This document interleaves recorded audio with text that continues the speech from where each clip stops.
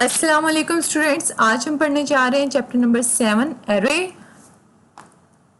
Arrays ये क्या होती हैं? Array is a set of variables that can store similar type of data. ये सेट ऑफ वेरिएबल्स यानी कि काफ़ी ज़्यादा वेरिएबल्स इकट्ठे होते हैं एरे में, जो एक ही टाइप का डाटा जो है वो स्टोर करते हैं।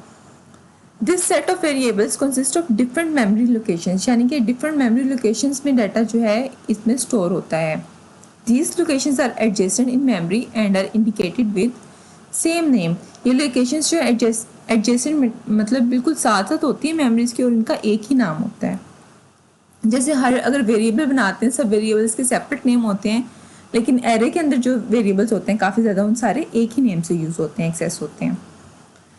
Each memory location can store one value is called element of array. हर जो उसकी लोकेशन होती है सिर्फ एक वैल्यू स्टोर कर सकती है और उस एक वैल्यू को उसका एलिमेंट कहा जाता है।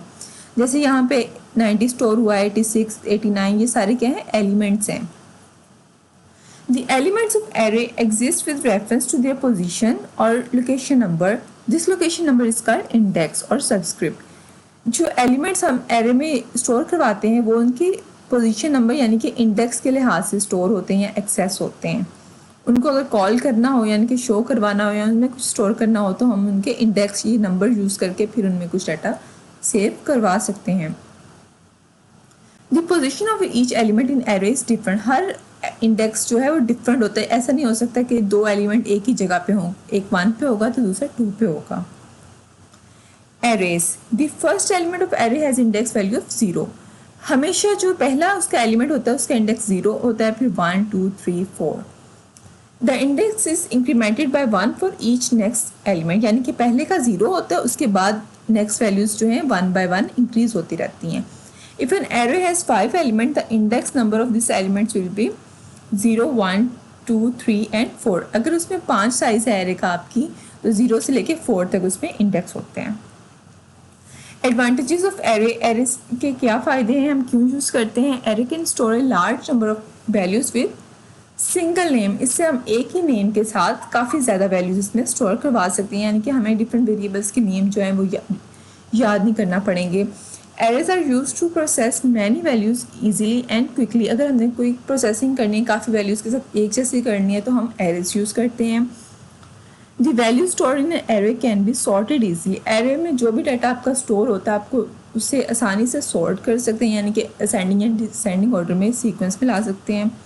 ए search process can be applied on arrays easily. Searching अगर आपने करनी होती है वो एरेज में आप इजीली कर सकते हैं।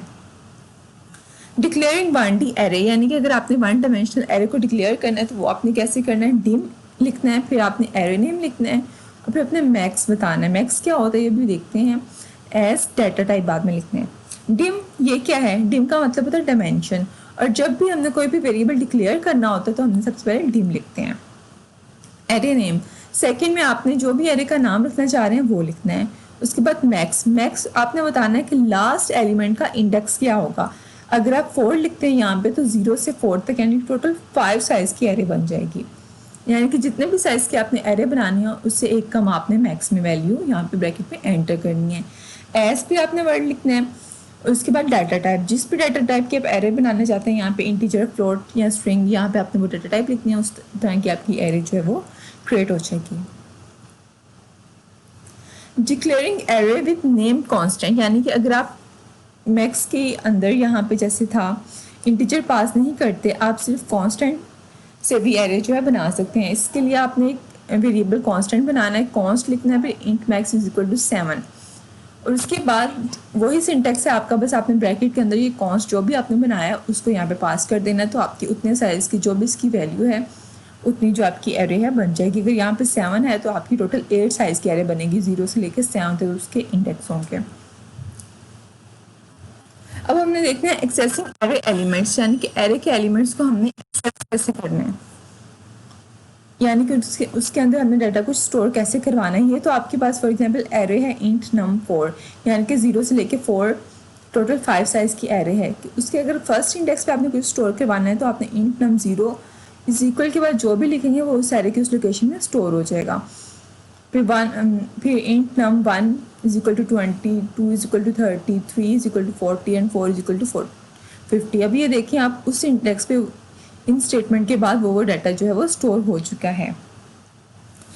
एरे के अंदर ये जो चीज़ें हैं ये एलिमेंट्स हैं उसके और ये उसके इंडेक्स हैं। जब भी हमने कुछ भी आपने सेव करवाना है एरे का नाम लिखना है और उसका ब्रैकेट में इंडेक्स लिखना है तो एरे के अंदर वो डाटा जो है वो स्टोर हो जाएगा। उम्मीद है स्टूडेंट्स आप लोगों को एरे की समझ आ गई होगी और एरे कैसे डिक्लेयर करते हैं, बाद में उसको यूज़ कैसे करते हैं, उसको एक्सेस कैसे करते हैं, ये सब आपको अच्छे से समझ आ गई होगी। अब आप अपनी बुक से भी इसे कंसल्ट करें और वैसे भी नेट पे आप एक्सप्लोर करें, इस तरह के काफ़ी टॉपिक्स होते हैं जिनसे आपको अच्छे से समझ आ जाती है। जो भी क्वेश्चन है आप मुझसे पूछें। थैंक यू स्टूडेंट्स, अल्लाह हाफिज़।